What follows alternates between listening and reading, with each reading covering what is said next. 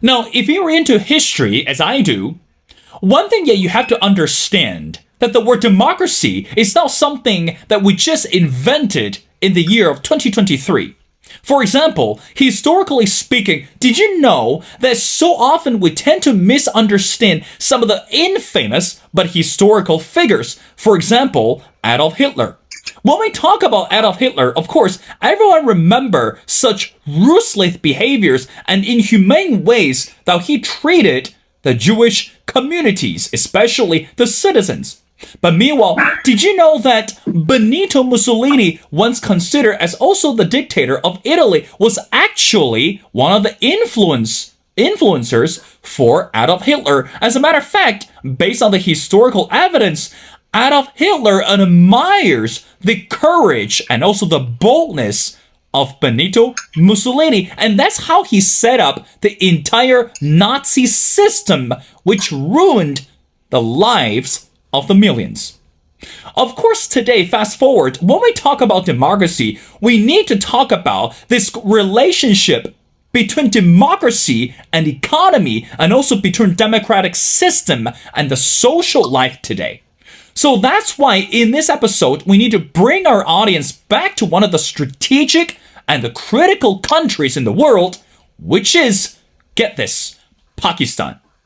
If you remember our show, we have been talking about the nation of Pakistan for so many episodes, but today, let me remind you one more time, this country, it's on the brink of collapse when we talk about democracy, mainly because of one person, Imran Khan. It's not just about what he did, it's about his influence, and he's ready to coming back with much greater ambition for politics and so for social structures. Well, ladies and gentlemen, in order to understand everything and also perhaps that proved me wrong, I can't find a better person rather than our distinguished speaker, which is Dr. Shoaib Kahut. Again, Dr. Kahut is a PhD scholar of Shandong University in China. His research interests include Belt and Road Initiative and energy economics. He has carried out extensive research on Chinese investment across the globe and also the Belt and Road Initiative. He belongs to Pakistan, wherein he worked for the government and private sectors as well. He regularly writes for international papers and journals. Well, Dr. Kahut, and welcome back to The Missing Piece. My pleasure, Mr. Will, and happy Children's Day. Thank you, Dr. Kahut. Happy Children's Day. You know what my parents once said? Well, we're always children after all. Well, I want to get started. Speaking of children, let's put in a better word, which is called the childish behaviors. Previously, you and I, we had so much discussion regarding the country of Pakistan and also center on the concept of democracy. But again, as we mentioned before, Pakistan's ongoing political crisis has reached a crescendo this month with, again, the former Prime Minister Imran Khan's arrest, and of course, because of the arrest that caused such chaos and protest nationwide. But meanwhile, some believe this is the battle, not just the political battle, it's the battle between Khan versus the Pakistan's military establishment. Dr. Kahut, previously, you and I, we had a discussion regarding this person, regarding the social economic crisis in Pakistan. But in this episode, I want to start with the first question. What is the Pakistan's military establishment? And why is it important for us to talk about this when we bring Imran Khan into the conversation? Yeah, as you know, just to remind your audience that Pakistan came into being in 1947, and so is India. So before their, independence, there was a grand British army here.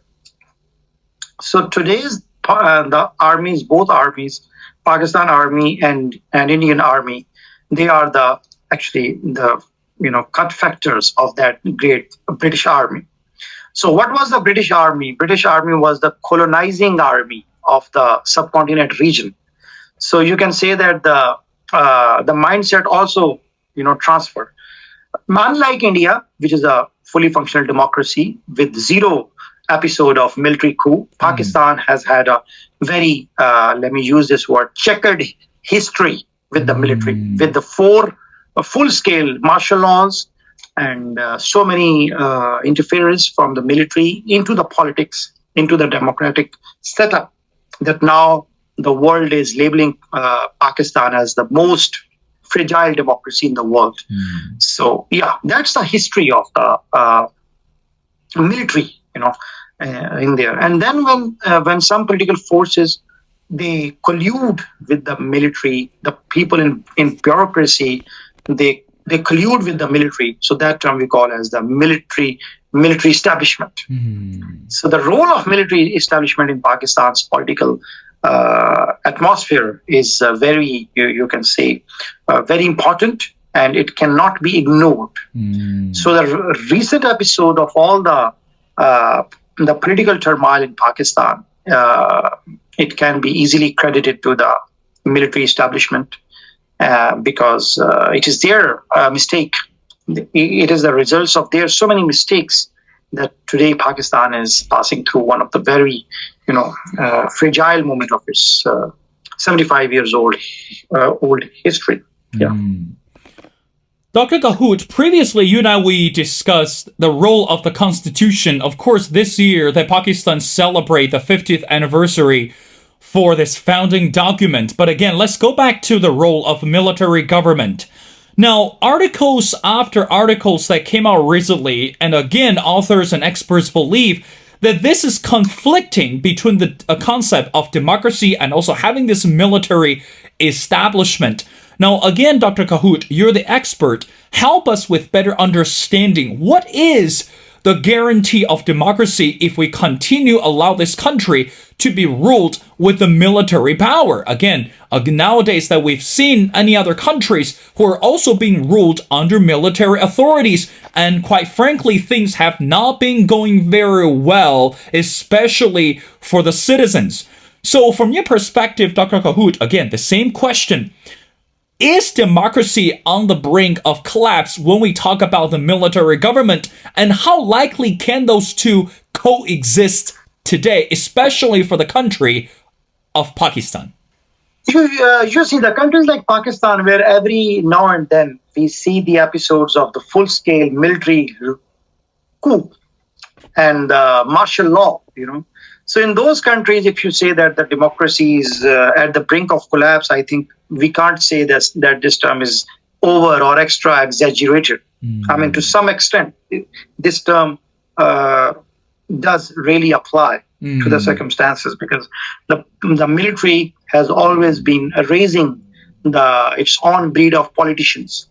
So in the late or the mid-80s, 1980s, it was the Nawaz Sharif, and he was raised by the military.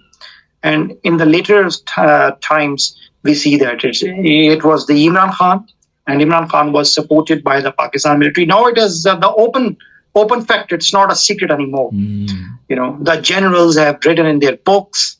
The journalists, they have reported it. And Imran Khan also has, by the way, confessed it. So once. What happens actually, we need to understand that once when you raise a particular politician, at one day, that politician becomes a very big challenge for the military, as well. Because at the end of the day, he needs to stand at the correct side, at the correct political side of the history, where the masses are standing, But the military always speak the language of power, of its own interest. So which a political person like Imran Khan, who says himself, a big political person, but most of the analysts, they term him as a cult leader, that he doesn't have a political party, he has a cult around him. So and so. So yeah, just like these 4 years of Imran Khan government, from 2018 to 2022, everyone has written Pakistan as a hybrid governance system, where there is no fully functional democracy, there is no full-scale martial law, somewhere hybrid, in between, you see. So this was the new term for the Pakistanis, because we either have seen the full-scale martial law or the fully functional democracy at some time. We were lucky enough, but this time it was a hybrid model, right? So this scenario. So all the politicians except Imran Khan, because he was the beneficiary in 2018 when he became the prime minister, all the politicians were blaming the army to do some poll rigging, some rigging in the polling system. But the military didn't, bother to answer their blames, and Imran Khan became prime minister in 2018. But he had to answer to the people, because whether it's hybrid or whether it's fully functional democracy, ultimately you have to answer to the masses. You can't answer all the time to your military bosses. So then our economy, some of the very vital signs of our economy, they started getting worse. Our relationship with our dear neighbors like China, like Iran, like these countries, our relationships were deteriorating. The Middle Eastern countries, who have historically been Pakistan's best friend, they were also not very happy with him. And also the United States of America, some things happened. And, ultimately, he was ousted by the vote of no confidence. So the irony is this, that Imran Khan started blaming the military again. That now military has ousted me out of the government. So see, Pakistan is such an interesting country that first, when Imran Khan came into the power, the opposition parties were blaming that military has brought him into the power. And when Imran Khan was ousted from the government due to a political process through VUNC, which is vote of no confidence, he started blaming the Pakistan military. So yeah, this is such a situation actually, which is then sort of an incomprehensible enigma, just like the hen and egg story. Yeah, so that's why it's very interesting, but at the same time, it's a sort of a paradox. Dr. Kahut, it's not just about the word interesting. As I was listening to the entire description, that again, the word, it's even amusing. Now, if I'm not mistaken, former US President Barack Obama said once, and I quote, "The arc of history bends towards justice." And again, end quote. I realized that he might have borrowed this quote from another famous historical icon, which is Dr. Martin Luther King Jr. Because when we talk about social unrest, when we talk about this political polarization, it's one thing that we understand the existence establishment. It's not easy to be crumbled or to be crashed. But meanwhile, we know that it's time today that we need to bring another conversation into our dialogue, which again, related to that, and I quote, "Because of the rest of Khan's, his arrest, has been reported that thousands of Khan's party workers reportedly harassing their families in the process, and many of them are yet to be produced in court." We don't know whether this person is going to return to the political arena or not. But right now, based on the current reaction and based on the response from the citizens, correct me if I'm wrong, Dr. Kahut, there seemed to be the case that everyone or majority of the populations want this person to be back for many purposes. Now, let's talk about this reality. If this person is so controversial, if military power had no intention bringing him back, how significant is the voice of the citizen? How significant are the voices of the Khan's followers? Help us with better understanding, Dr. Kahut. Yeah. You see, we need to understand one thing, that whenever the military comes into power, or whenever the military plays its role into the political dynamics of any country, it doesn't do it at the call of common people. It only do it because it thinks that at that point of time, that step is mandatory for like they say, for the betterment of the country. So this scenario of Imran Khan is very interesting, actually. It is a very interesting case study for the students of democracy, political science, and governance. That first of all, it was a fully functional democracy running.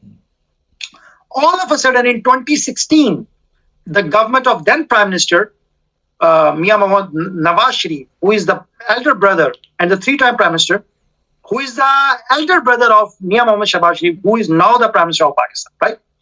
So his government was just rolled over and sent home due to some indifferences with then military powers, right? And then eventually Imran Khan was brought into power through allegedly poll rigging which the opposition parties claimed. Once he was in the power, so ultimately his relationship with the military started deteriorating.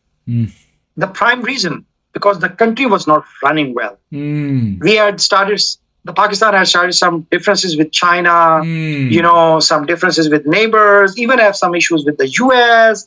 So it was looking as if Pakistan was going into the isolation. And then the opposition parties, they brought the vote of no confidence against Imran Khan. And to cut the long story short, Imran Khan's government was sent back home. To this state, Imran Khan and his supporters, his political party, Pakistan's Movement for Justice, they are blaming that it was the military who ousted us out of power. Once the Imran Khan was out of power, there were some cases of corruption, some mismanagement of financial resources. There were some cases against him. But he was not so ready to face the court. And so there was a resistance from his side and his supporters' side. So ultimately, the military again had to show its muscle, and they arrested Imran Khan. The way they arrested Imran Khan, those visuals, they actually sparked his all followers, which are in millions in Pakistan. There's no doubt about that. His party right now is the most famous party in Pakistan. Is the most populous party in Pakistan. Pakistan's more than 60% population is youth, and more than 80% of youth is with Imran Khan. No doubt about that. So when his supporters saw their leader being arrested in such a way, right, then they protested. And this protest is now being labeled as the 9/11 of Pakistan history, because it was unprecedented. For the first time in the history of Pakistan, or maybe in the history of subcontinent, because we have never seen such episode in India, the supporters of Imran Khan, they attacked on the military installations. They attacked on the residences of the military high-rank generals, right? As if for a moment, it was being observed that maybe the Pakistan's revolution, the France movement of Pakistan is coming. The French Revolution? It was like that. It was like that. But ultimately, the situation was controlled. So now, whatever is happening now is the reply from the military side. So all the perpetrators, all the people who were at those places that time, through geofencing, they have been arrested. Of course, there is a lot of manhandling because the military they are not trained to handle their own people. So, there are severe allegations on the security establishment about manhandling of women, girls, and so many people are yet to produce in the court. Some people are missing. So, and there's a mass exodus of parliamentarians from Imran Khan party. So practically speaking, now Imran Khan is totally being isolated. More than 120 of his member parliaments have been, left his party. So, let's see what happens.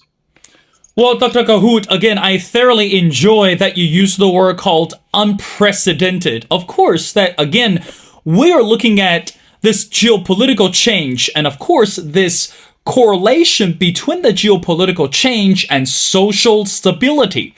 Now, going back to Imran Khan's arrest and also his confrontation with the military, some has called it, and I quote, a fight between the country's the most popular politician and its the most powerful institution.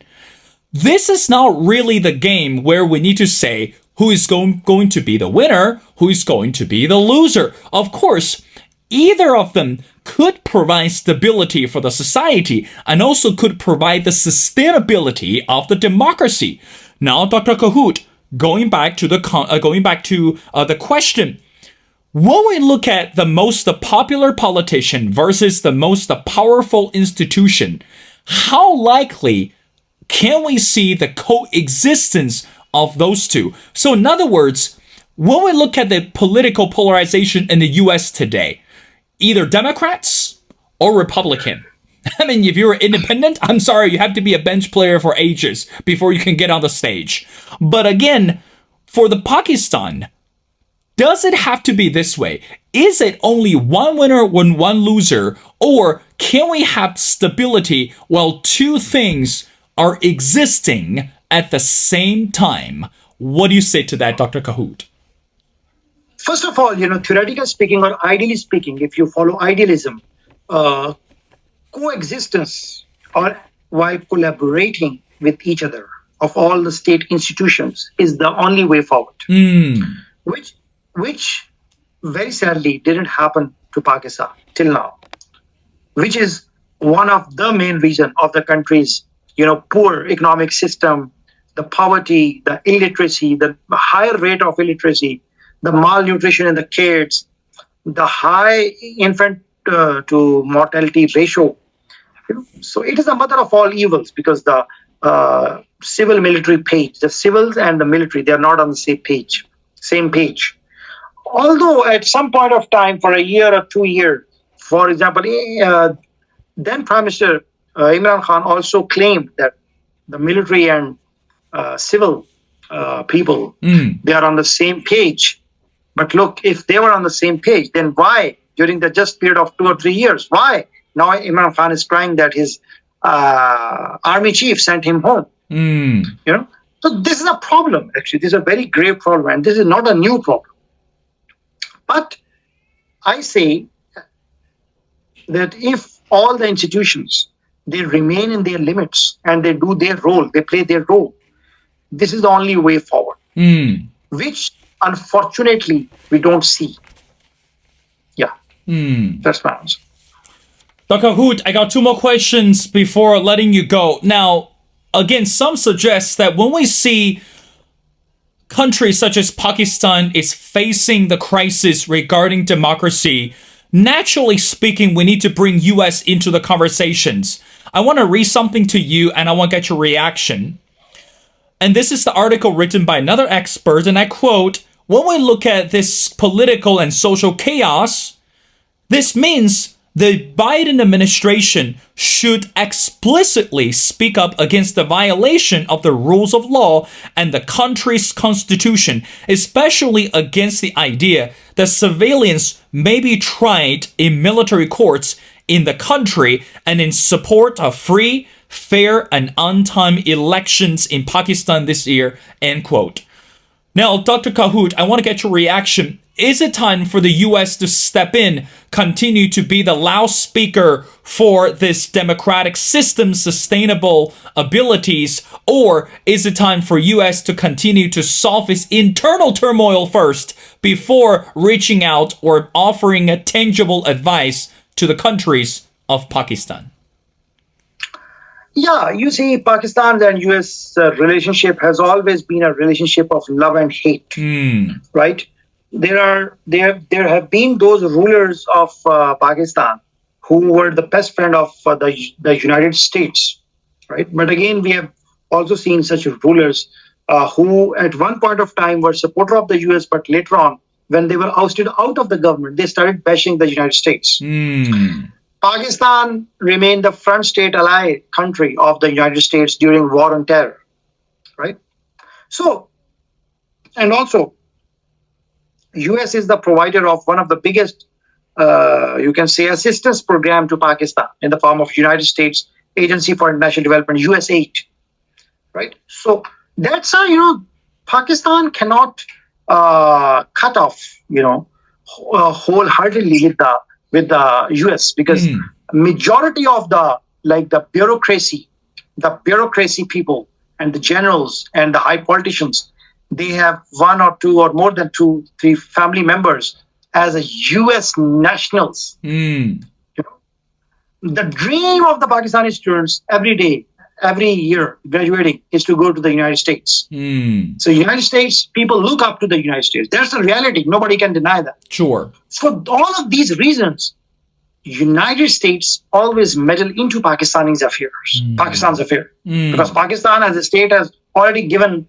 that space to the US that they can comment, they can play their role, and it's been ages that politicians also blame the US for, just for example, Imran Khan when he was outside, when he was ousted from his government in 23-22, he blamed the United States for the regime change operation. That's what he quote. So he said that there was a United States Secretary, his name was Donald Lu, who was responsible for the Pakistan and Afghanistan's political affairs. So he actually hatched this conspiracy to roll back the government of Imran Khan. So that was Imran Khan blaming him. Look, one Pakistani politician blaming United States to back his government. So quid pro quo. Now the United States is, passing its comments about Pakistan. So this is not new. So many people in Pakistan, there is a stereotype in Pakistan that whatever is happening in the power corridors in Pakistan, it is happening because the United States wanted. One of the key Pakistani military generals, he is no more now, he once passed this statement that Pakistan chief of military, the military chief of Pakistan, every military chief of Pakistan comes by the approval of United States. This much is the influence of United States in Pakistan, which we cannot ignore. So yeah, ideally speaking, again, I will say that Pakistan is a sovereign country. No other country has a right to meddle into its affairs. But at the same time, Pakistan rulers, whether they are generals, they are judges, they are bureaucracy or the executive or the politician, they should also make sure that not to drag US in their own, party affairs or in their own petty affairs. Yeah. Dr. Kahut, I want to wrap up our conversation actually by asking a question that proposed by one of our viewers to Dr. Kahut is, we know that today, again, as the beginning you mentioned, this democracy in Pakistan is rather fragile. But looking around the world today, it doesn't seem like we have any other options. For example, some countries are running on this ideology of being an authoritarian country or a meritocracy or even, again, socialism, however you want to call it. Or, of course, today in the US, we're running this as a capitalistic and also democratic system. Now, Dr. Kahut, hypothetically speaking, if the democracy in Pakistan today, it's rather fragile, are we going to see any alternative options? Are we going to see authoritarian system, socialism system, meritocracy, or maybe a monarchy? Do we see any other options? Or even though it's fragile, but it's better still to preserve and protect the value of democracy in Pakistan? What do you say to that? Yeah, look, I'm a hopeful person. I'm an optimist person, but I'm not very insanely optimist. I always keep the facts into the consideration. Looking into the 75 years history of Pakistan, I must say that what I can forecast or what I can see that similar circumstances will carry forward. Pakistan will be the similar. Sometimes the military will be more powerful. Sometimes some civil leader will be, powerful. So this policy will be there.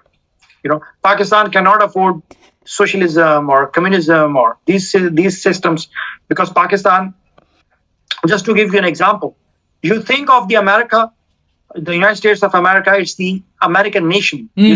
Okay. You think of the China as a Chinese nation, Russia, Russian nation, Germany, German nation.